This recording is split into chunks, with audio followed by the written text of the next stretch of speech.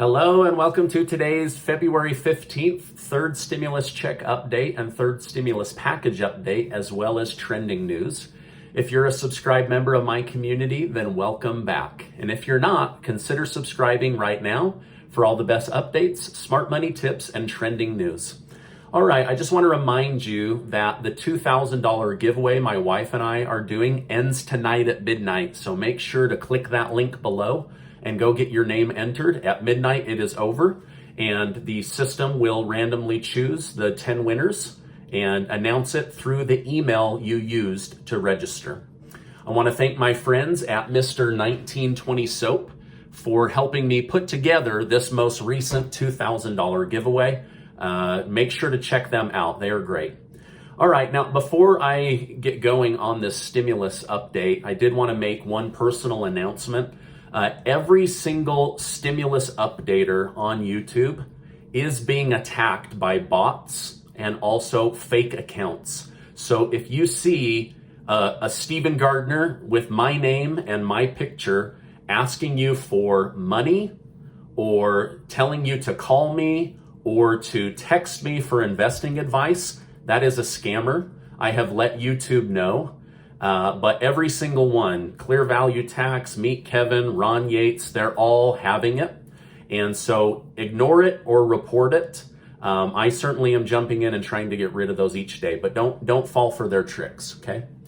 Now, with former President Donald Trump being acquitted in the Senate, we should see the attention of the House of Representatives and the Senate now swing back to focusing on the next stimulus package and the economy.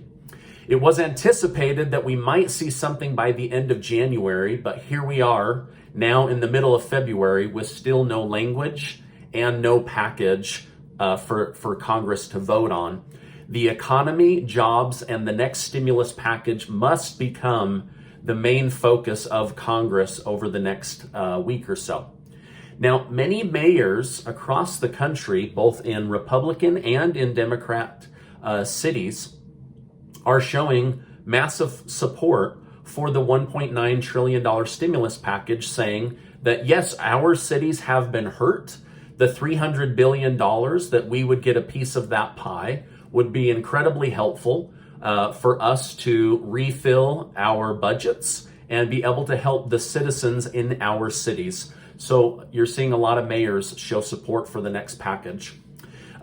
Congress needs to get going on this next package because we are less than 30 days away from the December stimulus unemployment going away. That ends on March 15th. And so, but there are still 20 million Americans inside the unemployment system that need help until they can find a job, and 8 million that have lost their benefits that also still need help financially. Now, I do want to point out that Congress is out of Washington, D.C. on break this entire week, okay? Now, many in Congress have said that even though they're outside of Washington, they are continuing to work on the next stimulus package. House Speaker Nancy Pelosi even said that from her side in the House of Representatives, that she and her team are continuing to work together on drafting the legislative language for the next stimulus bill. So they are out on break. No shock, right? But according to them, back in their home states, they're still working on this. This means the language of the next stimulus package will probably come out this week, and we'll be able to go over that and give you the details of what finally made it into the stimulus bill. And then early next week, the House of Representatives will finally be able to vote on this bill so that it can go over to the Senate. Now, normally, we weren't getting excited about that, right? Because it would pass in the House and then go to the Senate to either die or sit on somebody's desk or be put through endless committee meetings. With Senate Majority Leader Chuck Schumer in charge now, however, it is believed that it will quickly move to a vote just as soon as the House of Representatives drafts the bill and votes on it. So we're not going to see the same excitement and then letdown, I believe, from the Senate like we have many, many times over the last 12 months. It is believed that once Senator Schumer has the bill, he will go direct to a vote, which normally it goes through different committees and gets whittled down or clarified or shifted around in language. And then McConnell and Schumer would whip together votes to accept or reject, right? This time, using the reconciliation vote, it is believed that Schumer will go right for the vote. Now, the only way this gets slowed down is there are a couple of Democrat senators that are still firmly against the $15 minimum wage increase. In this case, because their vote is necessary to pass it, if they don't lighten up on this particular part of the stimulus plan, or it is left out by the Congressional Budget Office, they could force this into committee meetings, even though Senator Chuck Schumer wants to go direct to a vote. Those committees would then review different letters, opinions, data points, and reports in order to decide what stays in and what gets removed from the next stimulus plan. Now, over 50 representatives in the House of Representatives have sent a letter to President Biden and his administration asking that the $1,400 stimulus checks be left alone and that the income caps and the phase-out requirements also be left alone. Just keep your promise, move forward. So the 50 House representatives were all Democrats, pushing to keep things exactly the way that they were promised. So this is good news, okay? Now, many of these representatives are saying that there was a reason that these former income caps and phase-out requirements were determined by the last administration. Just because you make a little bit over the income cap does not mean that you are rich, and does not mean that at this point, after being locked down for nearly 12 months, you have excess money to burn through. People also need help, just like these cities that are getting support from mayors. They need that help as well. Now, last week, Representative Ilhan Omar was calling for full $2,000 stimulus checks to everyone for the next year or until the pandemic is declared over. However, this bill seems to be getting no traction, and I would just go ahead and say it is off the table, okay? For those of you in my community that own businesses, the SBA has announced that there is still plenty of PPP money. So if you feel like you would qualify, please go check with a bank, a credit union, or a reputable online firm to get access to that money.